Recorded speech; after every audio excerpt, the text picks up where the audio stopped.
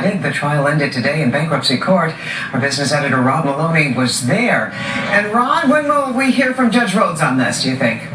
Judge Rhodes says he's going to have a decision on Monday morning, 8:30, bright and early. Now, we've had 2 days of testimony on this case. A lot of legal wrangling went into this, and it was a long and perhaps difficult day for both sides. On the stand the longest today was Deputy Detroit Water and Sewer Deputy Director Daryl Latimer. He testified about the city's 10-point water plan built after this lawsuit was filed. He said, quote, shutoffs have decreased since the 10-point plan. They've gone from 700 to 900 per day to now 300 to 400 per day. The 10-point plan is successful. When pressed as to whether shutoffs are permanent, he said, quote, water shutoffs are not permanent. 24,000 done last year, with that many accomplished this year so far. 14 to 15,000 customers have paid up and restored service, which is usually returned within 24 hours after a shutoff. Currently, there are 16,000 people in payment plans with the Detroit Water and Sewer Department, end quote. When asked about whether Detroit's poorest are aware of DWSD's programs related to water shutoffs, he quipped, quote, I would say that everybody in the United States knows that the DWSD is shutting off water, end quote. Attorney Alice Jennings brought this lawsuit and calls what's been done a good first step so far, but is shocked that the DWSD is still working on that full shutoff plan. What we have is a hodgepodge of different financial support pools of money. We've got a rule over here and a rule over there, but nothing that's comprehensive that a customer, a Detroiter can go to and look and know what their rights are, know what type of situation will put them in shut off. So we're really concerned. Now, there is no lead pipe cinch here for her, because Judge Rhodes was very careful to ask her at the end, how would the relief that they're asking for, which is this moratorium on shutoffs, solve the ultimate problem of Detroiters who do not have enough money to pay their water bills? And she said, well, she thought that having to take this pause would help that situation along. The judge is not so certain. And so the judge will spend the next probable, 5-6 days trying to figure out what to do with that. Back to you. All right, and certainly it appears, Ron, that this bankruptcy is headed toward a conclusion. Do we know what we can expect as we move toward that? Well, here is the thing, Carmen. You know, the city council has to decide what they're going to do about Kevin Orr, whether he stays, whether he becomes an advisor, that kind of thing. And that's likely to happen as the week goes on here. And then they're back to bankruptcy court come Monday for the rest of the hearings, which will include Kevin Orr's testimony. So there's much to be decided here. It's going to be a busy next couple of weeks in this whole situation. All right, I know you'll stay on top of it. Our Rob Maloney reporting for us live. Detroit City leaders on the stand in bankruptcy court today defending water shutoffs to people who haven't paid their bills. The judge is deciding if those shutoffs will be allowed to continue. Fox 2's Charlie Langton live now in the newsroom with more on the city's defense. Charlie. I'll tell you what, this has to be one of the most exciting hearings for the bankruptcy court that I think I've ever been involved in. The issue, let's get it exact. The issue is whether or not this bankruptcy judge will issue a moratorium. It means a stop to water shutoffs for 6 months while the city revises a plan. That's the only issue in front of this judge. And today the judge allowed the city to go forward with its idea of how it should collect money. The judge, specifically, the city said that they've got $4 million that they're going to devote to paying for or helping low-income people pay for their water. Also, the city said that they have a new distribution plan to get the message out that residents who have trouble paying their water bills can get help from the city. And if people come into the city, to the Detroit Water Department, their water will not be shut off, that the city will work with them. Now, despite the protesters that were out in front of bankruptcy court today, and you see them right there, they said, hey, wait a minute, it is not fair that Detroit can shut off water. Water is an essential element. Now, Mr. Latimer, Daryl Latimer, he is with the Detroit Water Department. He did, on cross-examination, he didn't know how many children are affected by water department and shutoffs. He did not know how many people on disabilities were affected by water shutoff. He didn't know how many seniors were affected by water shutoffs. And these are very crucial facts. It doesn't make sense that people with incomes in the low poverty, below the poverty line, that through no fault of their own cannot pay for water. That's what the real issue. And the judge seemed to question the witnesses from the city as to what is the city's plan to help these people who can't afford to pay. Now, set to make a decision. The testimony is done, and the judge is likely to make a decision by Monday of this week. It's a crucial element for the city of Detroit because $90 million is owed to Detroit because people can't pay their water department bills. It's amazing to me.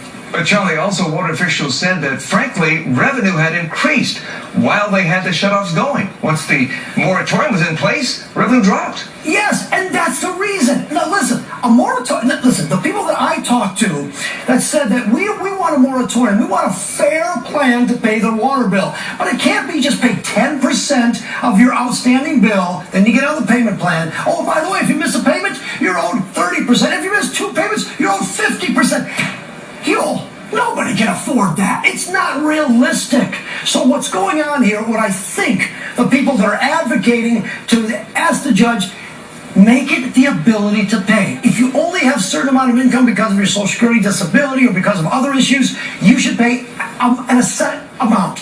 And the city shouldn't spend good money after bad money because these people can't pay. My thought here is that the judge is going to issue some kind of ruling that will stop the shutoffs because you need water to live, and force the city and the residents who can't pay to come up with some kind of agreement. And it's probably going to be the ability to pay. In any event, the only issue in front of the judge is very narrow, is just should there be shutoffs while the city revisits its plan to pay for to have low-income people pay for their water. That decision should come Monday. And, of course, go after the big businesses that can easily afford to pay but haven't done so. That's another issue, too. That's right. All right, Charlie. Thank you. Thanks, Joe.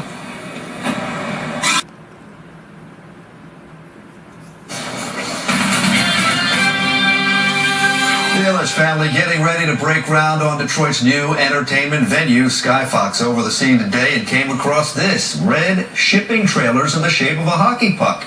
It's no accident. This weekend, the Red Wings will celebrate the groundbreaking with a free, family-oriented event which will include a synthetic ice rink.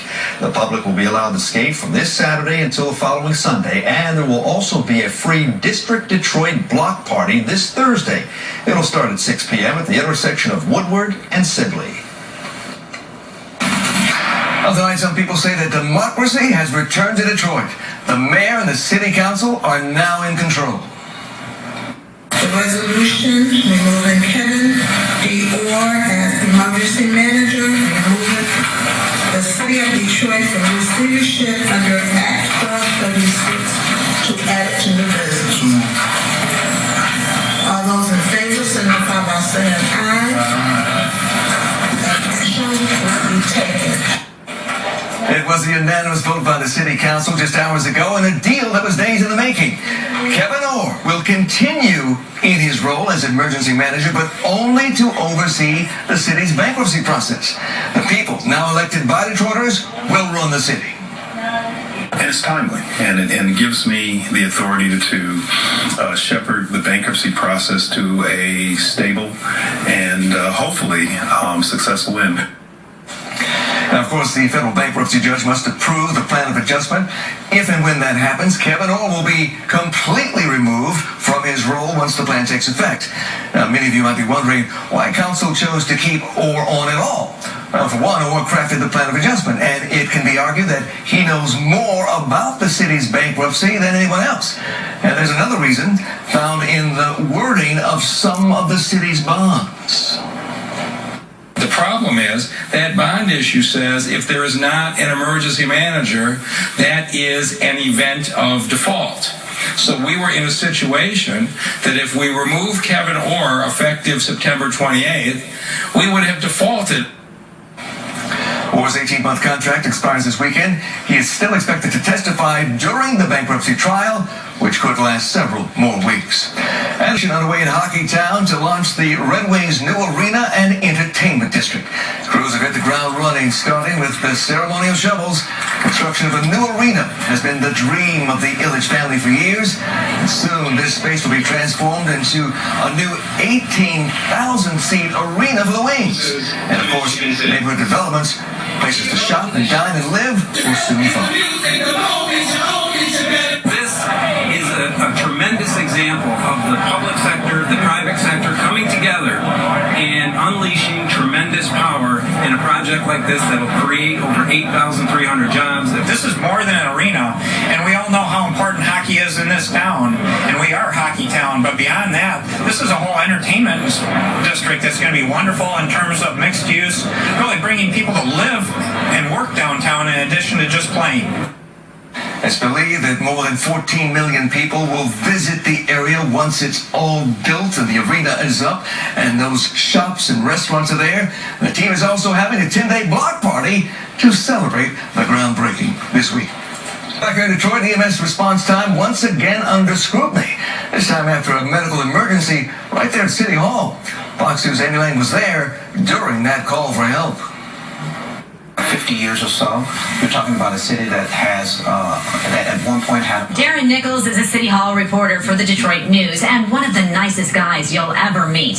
Thursday morning, he arrived at the press room in the basement of the Coleman A. Young Municipal Center, and Free Press reporter Matt Helms immediately knew something was wrong. I knew it was serious, so I called 911. That was at 10:10 Thursday morning. Nichols appeared to be suffering stroke-like symptoms. Time was of the essence.